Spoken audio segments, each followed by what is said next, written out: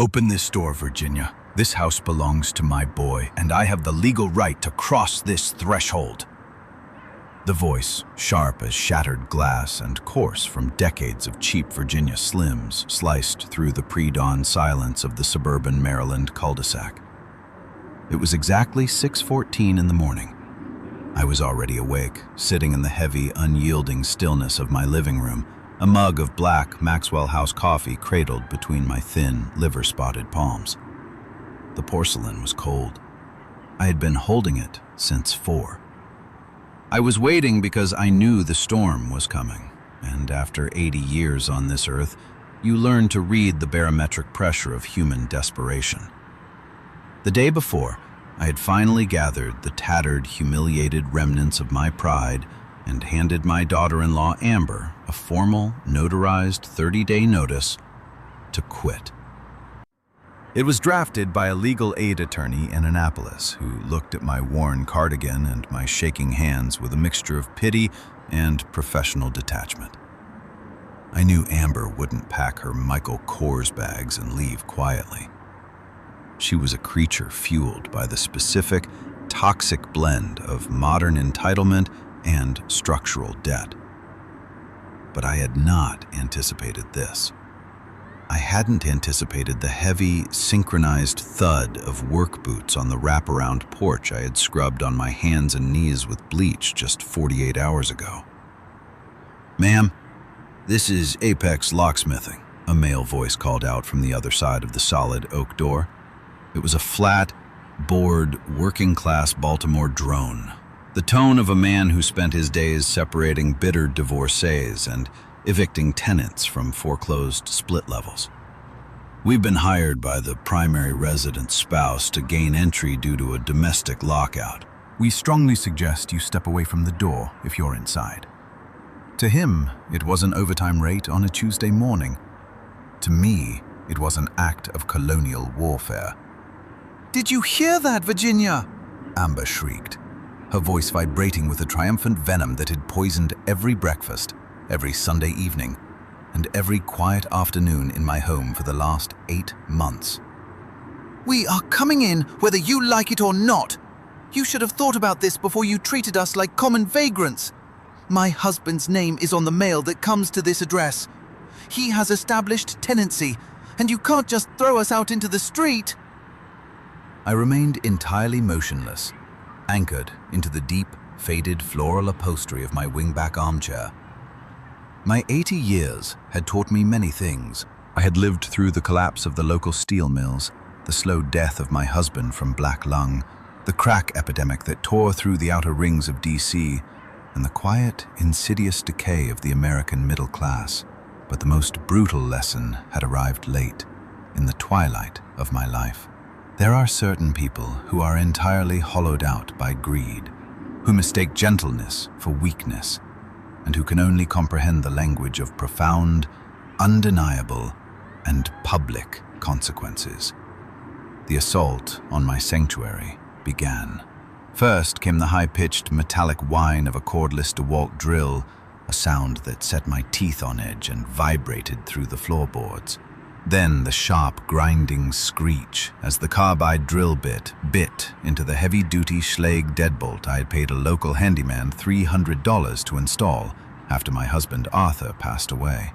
I closed my eyes, taking a single, steadying breath. The scent of stale coffee mingled with the rising bile in my throat. 45 years. That was the real number. 45 years of rising at 5 in the morning to catch the commuter bus into Washington. 45 years of cleaning sterile federal office buildings under the harsh, buzzing fluorescent glare of the midnight shift. My knuckles swollen with arthritis, my palms raw from industrial pine saw. I had foregone vacations, worn the same Sears winter coat for a decade, and skipped dinners with the few friends I had left because every single dollar had to be poured into the mortgage of this one small colonial house. This patch of Maryland earth was my fortress. It was the only place in the world where no landlord, no bank, and no man could ever tell me I didn't belong. And now, my own son's wife was on the porch, employing working-class strangers to violate that boundary, screaming that my home belonged to her husband.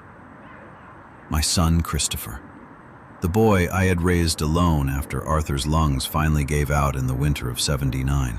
Christopher, to whom I had given every scrap of my existence, paying for his state college tuition by refinancing the house the first time, swallowing my pride so he could have the life of a white-collar professional. Christopher, who 8 months ago had appeared on this very doorstep in the middle of a torrential downpour, his face etched with a practiced cinematic misery, claiming he just needed a few weeks to sort out an issue with their landlord in Alexandria. Those few weeks had metastasized into an 8-month occupation. In that time, my home ceased to be a refuge. It became a battlefield. Amber brought her noise, her debt, her endless Amazon packages, and her fundamental contempt for my old-fashioned life. "Almost through the cylinder, Amber," the locksmith murmured outside, his drill letting out a final, aggressive grunt. "Keep going," Amber ordered, her voice dripping with malice. "The old lady can't hide in her bedroom forever. She's losing her mind anyway." Old lady. She used the phrase like a diagnosis, a weapon to strip me of my agency, as if surviving 8 decades, outliving a husband, and maintaining an immaculate credit score in a crumbling economy was a mark of cognitive decline. I rose from the wingback chair slowly. My knees, the faithful barometers of every approaching storm, protested with a dull, grinding ache, but I ignored them. At 80, your body is a constant chorus of grievances, and you learn to tune out the background noise when the survival of your dignity is at stake. I walked soundlessly across the worn Persian rug toward the kitchen. I was not in a hurry. I had been awake all night, meticulously planning this specific counteroffensive. I knew precisely what the legal and social landscape of a modern American suburb demanded. If I simply called the police, they would arrive, look at Amber's Maryland driver's license with my address on it, which she had fraudulently updated online 3 months ago, and declare it a civil matter. They would tell me to go to landlord-tenant court. They would leave, and I would be locked inside my own house with 2 people who hated me for refusing to die quickly enough to release their inheritance. I needed something that bypassed the bureaucratic apathy of the local police department. I needed theater. On the kitchen counter sat a massive stainless steel mixing bowl. Next to it were 4 large economy-sized plastic bottles of generic store-brand ketchup, the cheap, watery kind from the discount salvage grocery store down the highway. I wasn't about to waste good Heinz on this performance.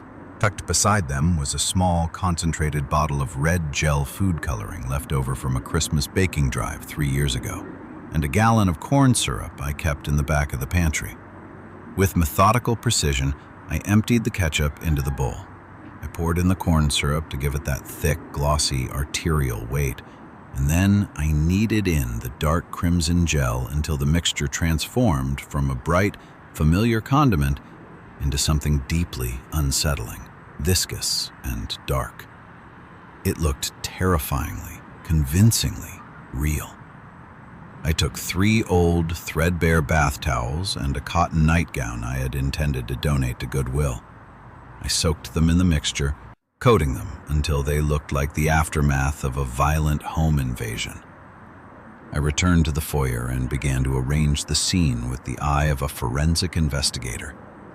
I scattered the bloody towels across the hardwood floor, creating a chaotic, smeary trail that led directly from the front door toward the kitchen. I dragged the soaked nightgown across the baseboards, leaving thick, dark streaks on the white, semi-gloss paint.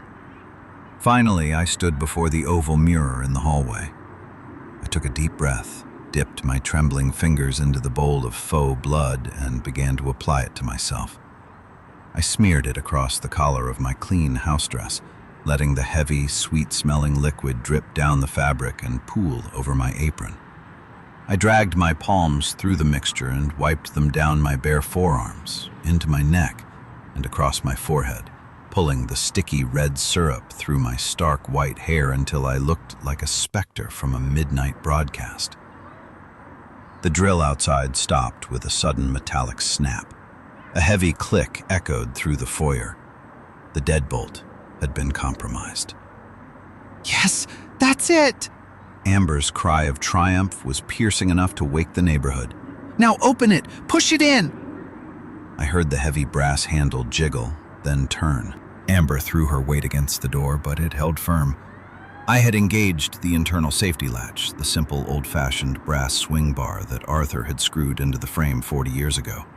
It was an analog solution to a digital world, a lock that could only be disengaged from the inside, the very mechanism Amber had mocked as senior paranoia when she first moved her things into my guest room.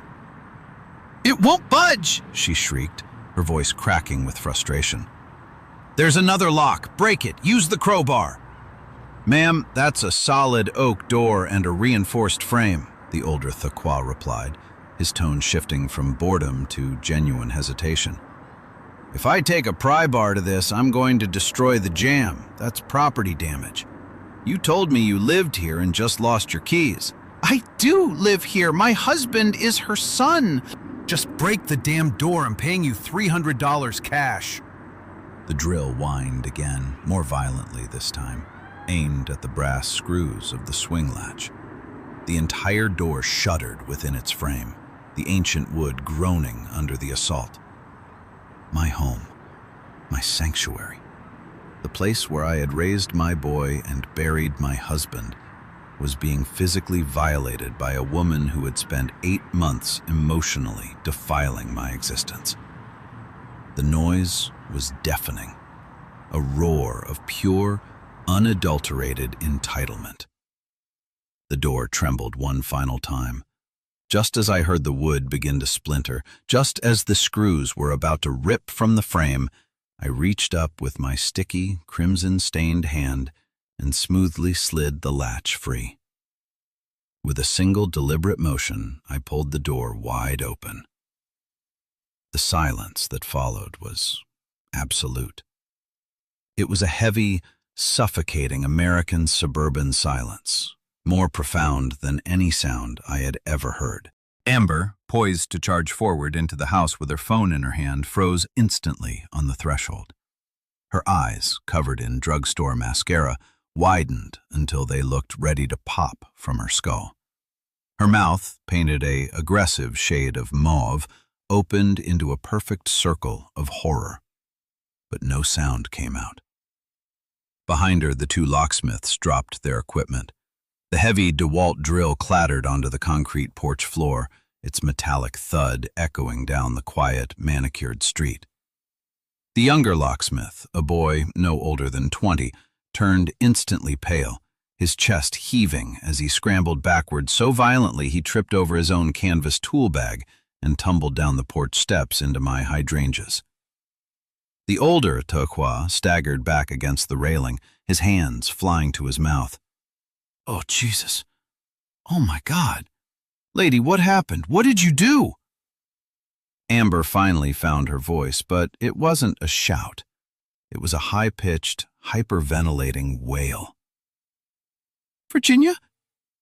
Virginia! Oh, my God, what is that? What did you do to yourself? I did not answer. I slowly sank to my knees right there in the center of the foyer, positioning myself perfectly in the middle of the simulated carnage. I looked up at them through the streaks of dark red syrup, my white hair wild, my frail 80-year-old frame trembling under the weight of the performance. I offered them no explanations. I let them absorb the full, terrifying weight of the scene. The dark, viscous puddles spreading across the oak floor, the stained rags, my ruined clothes, and my absolute, ghostly silence. Across the street, the morning routine of the neighborhood broke. A bedroom window in the Henderson house slid open. A screen door creaked down the block. Alarmed voices began to drift across the lawns. What's going on over there? Is that Virginia's house? called out Arthur's old fishing buddy Dale, who was standing on his driveway in his bathrobe holding a morning paper. "Hey!" What's all the screaming about?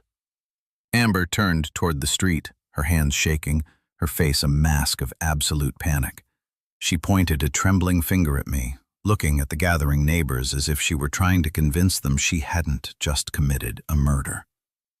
"She's crazy! Look at her! She did this herself. She's completely lost her mind. Someone call an ambulance! Call the police!" I rose from the floor with agonizing slowness, making sure every movement looked like a monumental struggle against physical trauma. I braced my sticky hand against the white doorframe, leaving a perfect, cinematic, bloody palm print on the wood. I looked out at the three neighbors who had gathered at the edge of my lawn, then at the terrified locksmiths, and finally at Amber. "Thank you," I said, my voice clear and carrying across the crisp morning air, though I intentionally permitted a slight, frail tremor to shake my chin. Thank you for bringing these men to forcibly break into my private property at 6 in the morning without a warrant, without my permission, and in direct violation of the notice served to you yesterday.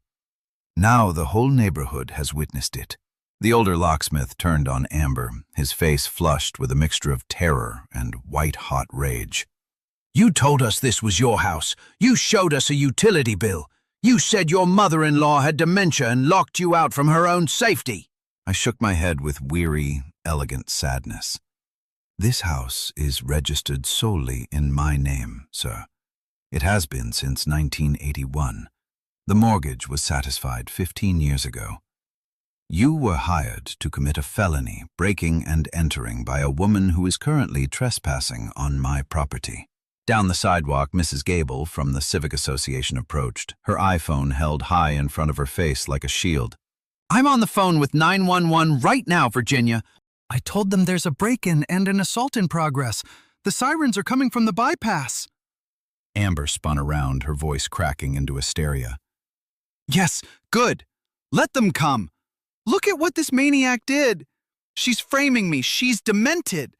I told Christopher she was getting dangerous." I stepped forward onto the porch, keeping my clean, unstained palms facing outward so the neighbors could see I didn't have a single cut on my body. "There isn't a scratch on me, Amber. But you just brought strangers with power tools to destroy my home after I gave you legal notice to vacate. That is a matter of public record now." The younger locksmith had scrambled out of the bushes, his uniform covered in mulch. "We didn't know, ma'am. We swear to God we didn't know. She had an ID with this address." "I know, son," I said, my voice softening into the tone of a grandmother forgiving a foolish child.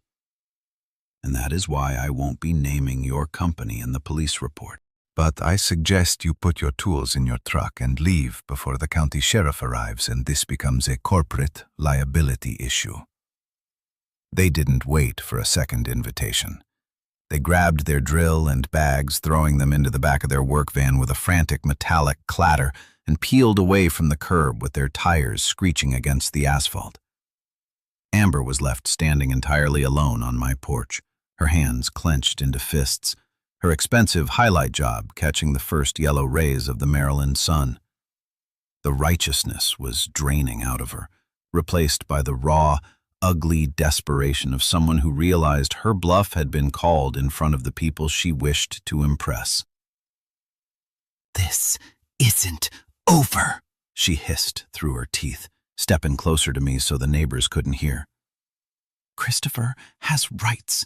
He is your son. He grew up in this house." This is his family home and you can't just erase him because you're a bitter old woman. I leaned against the brick siding of the porch, the initial rush of adrenaline leaving behind a cold, crystalline clarity. Christopher lived here as a child, Amber. I paid for this roof by scrubbing toilets in the Department of Agriculture for 35 years while he slept. When he turned 18, he moved to Virginia, got a corporate job, and married you. This house is my property. A childhood bedroom from 30 years ago is not a land deed. A refuge is not an entitlement. And what about us? She cried, her voice rising again. We gave up our apartment in Alexandria to come help you. We sacrificed our lifestyle to move in here.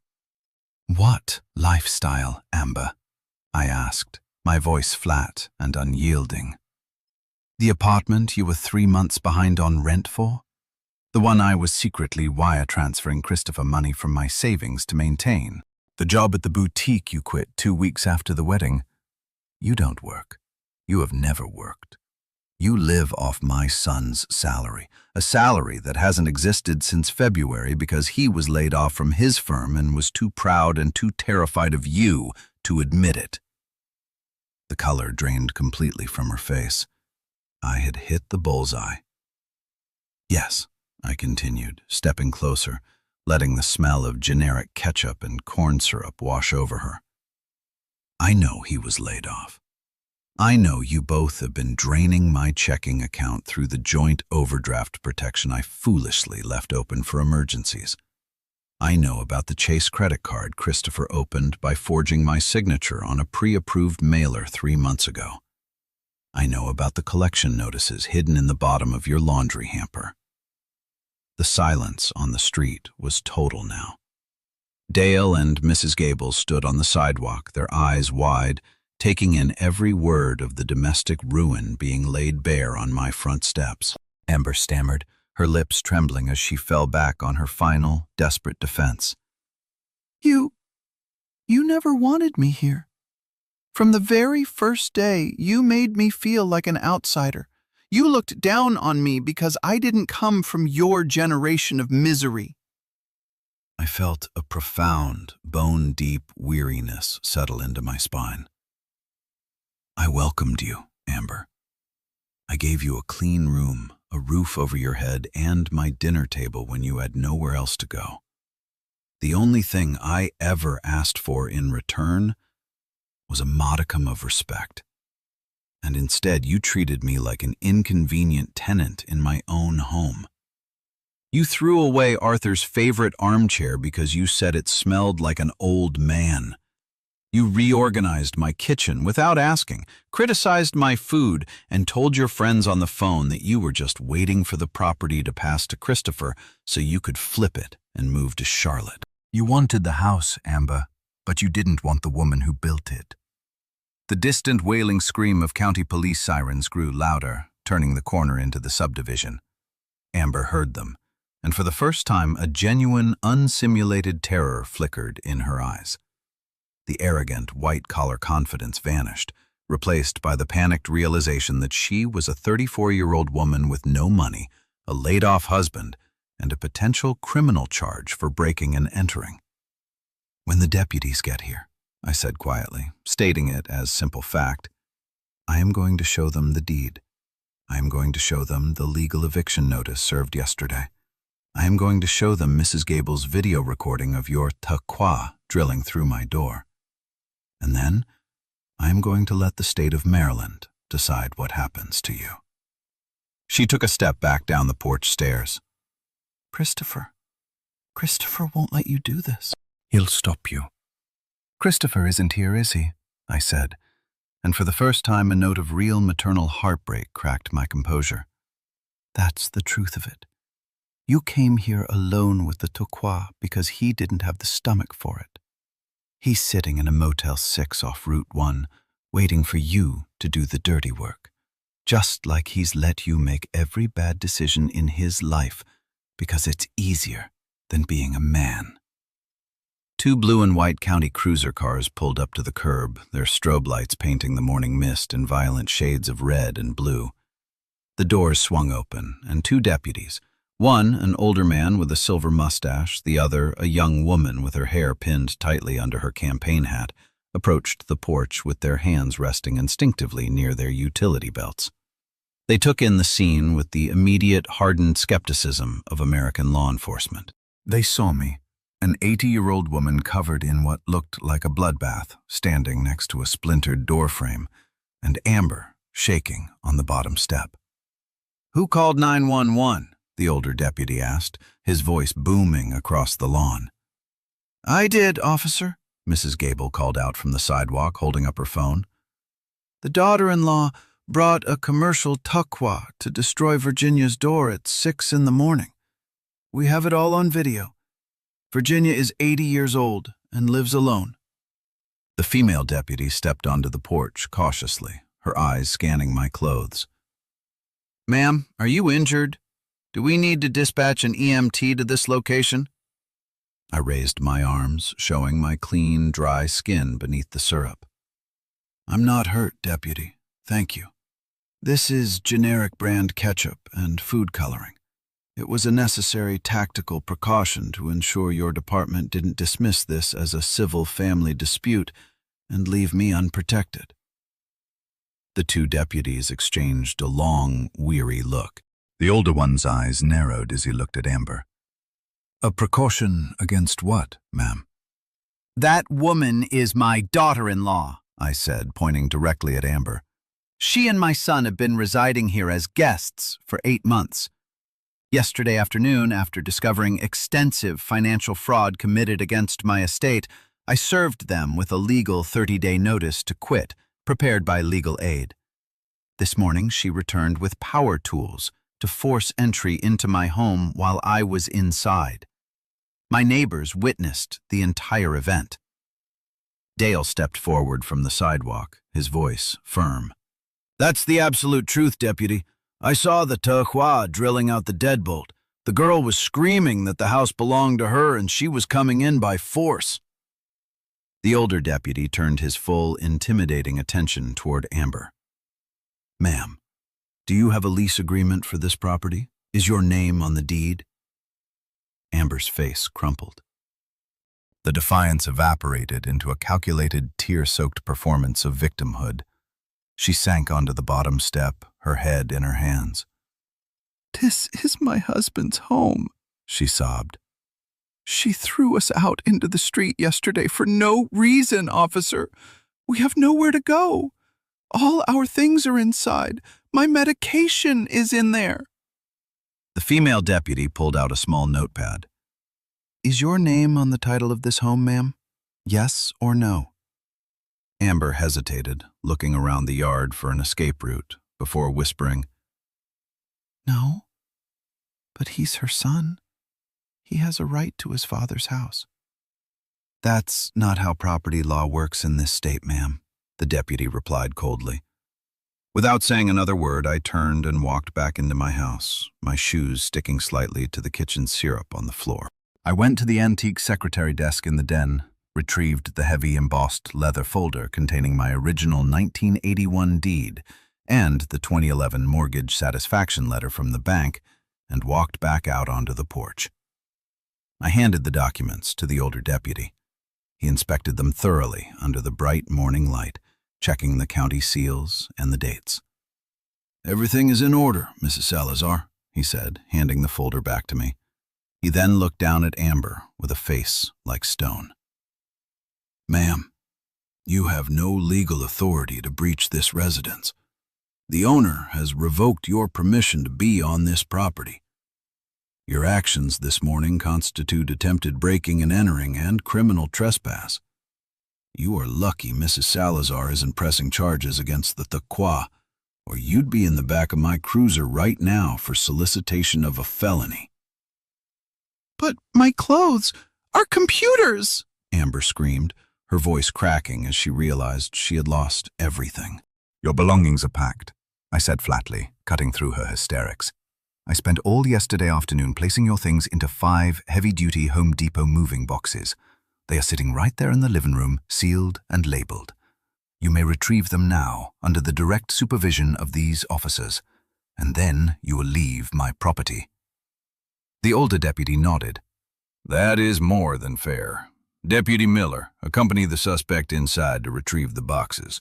Ma'am, you have 10 minutes to load your property into a vehicle or call a ride. If you step back onto this grass after today, you will be arrested for trespassing. Do you understand?" Amber, completely broken and stripped of her modern corporate arrogance, could only nod dumbly, her face pale with humiliation as she followed the female deputy into my foyer. The older deputy looked at the sticky, sweet-smelling red trail leading into my house and let out a short, dry chuckle. Ketchup and corn syrup, huh? That's some old-school Baltimore theater, Mrs. Salazar. My grandmother would have done the exact same thing. When you're 80 years old in America, deputy, you learn that the system doesn't move unless there's blood on the floor, I replied quietly, even if it's store brand. It took Amber 20 minutes to haul the 5 heavy cardboard boxes out to the curb.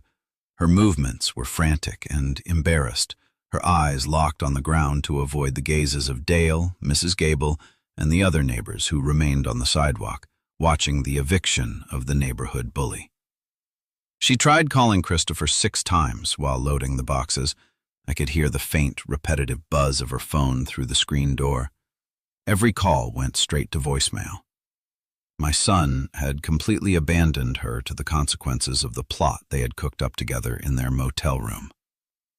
The female deputy called a local suburban taxi service for her. When the yellow minivan pulled up to the curb, the driver helped her load the heavy boxes into the back. Amber stood on the sidewalk for one final moment, looking up at the house, her eyes red-rimmed and hollow. "It didn't have to be like this, Virginia," she said, her voice barely audible over the idling engine of the taxi. "No, it didn't," I said, standing on my porch with the warm Maryland sun finally hitting my face, washing away the cold shadow of the night. "But it is like this, because you chose to force a door that was already open to you. If you had come to my kitchen with respect and honesty about Christopher's job, we could have worked together. But you chose to scream for ownership instead of speaking with gratitude. You saw an old woman as an obstacle to be cleared, not as a human being who gave you shelter. Go find my son, Amber. Tell him his mother loves him, but the bank account is closed and the locks have been changed." She didn't answer. She climbed into the back of the cab, and I watched the vehicle pull away, turning the corner past the suburban oak trees and disappearing from my life. The older deputy handed me his card before he left. "Mrs. Salazar, you need to call your bank today and file a formal fraud report regarding that credit card. Your son committed identity theft. If you don't report it, you're going to be liable for that debt." "I know, deputy," I said, looking down at the card. "I will think about it." But as I said the words, I knew the bitter truth. I probably wouldn't. He was my only child, the boy I had tucked into bed in this very house for 18 years.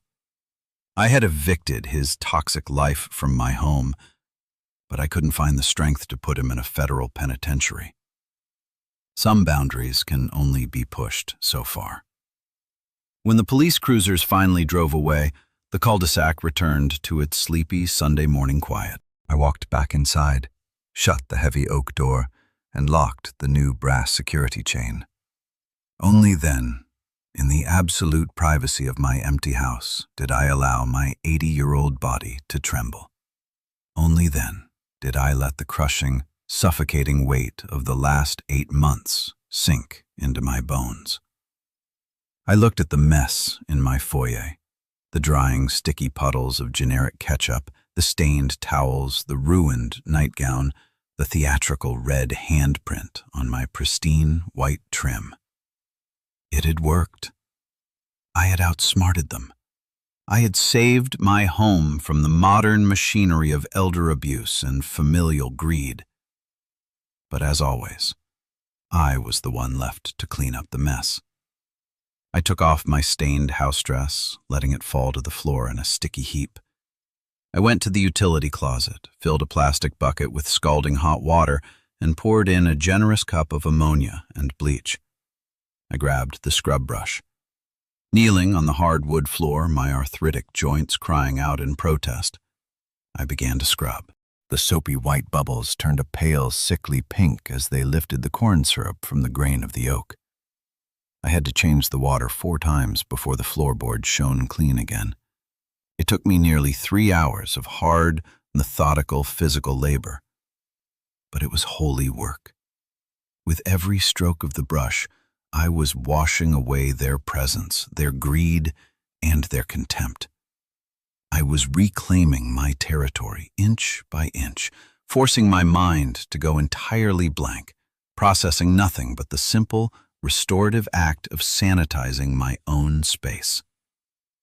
When I was finished, I took a long, hot shower, scrubbing my skin until it was raw and pink, washing my white hair 3 times until the lingering, sweet smell of processed tomatoes was completely gone from my pores. I dressed in my favorite worn flannel pajamas from LL Bean, even though it was barely 11 o'clock in the morning. I went into the den and retrieved Arthur's old wingback chair from where Amber had hidden it under a dusty tarp. I dragged it back into its rightful place by the living room window. I brewed a fresh, steaming pot of strong black Maxwell House coffee, poured it into my favorite porcelain mug, and sat down. The house was completely quiet. The empty spaces where their intrusive modern IKEA furniture had been now felt vast, clean, and filled with old memories and new possibilities. I took a sip of the hot coffee and looked out at the hydrangeas in the front yard.